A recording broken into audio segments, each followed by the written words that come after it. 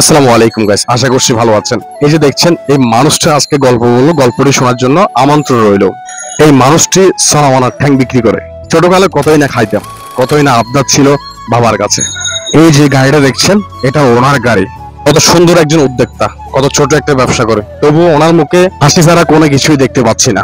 উনি চাইলে মানুষের পেটে ছুরি দিলে টাকা ইনকাম করতে পারতো, কিন্তু তা করেননি।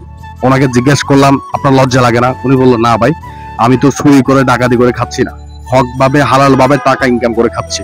ওনার এই কথাটা আমাকে মনোমুগ্ধকর করেছে, আমি অনেক খুশি হয়েছি। তাই আপনাদেরকে রিকোয়েস্ট করব, আপনারা যারা ঘরে বসে আছেন, বেকারত্ব জীবন কাটাচ্ছেন, এই ভিডিওটা দেখার পরে আপনারা আর ঘরে বসে থাকবেন না। আপনাদের প্রতি বিনীত অনুরোধ, ঘরে বসে না থেকে নিজের টাকা নিজে ইনকাম করে নিজে চলার জন্য ব্যবস্থা করুন।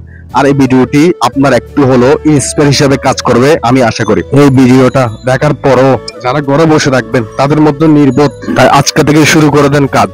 এই মায়ের প্রতি থাকবে শ্রদ্ধা এবং ভালোবাসা, আর আপনাদের প্রতি থাকবে অনুরোধ, না করেন না কেন, কনফিডেন্স লেভেল হাই রেখে করেন। ভালো থাকবেন, দেখা হবে আগামী আরেকটি ভিডিওতে।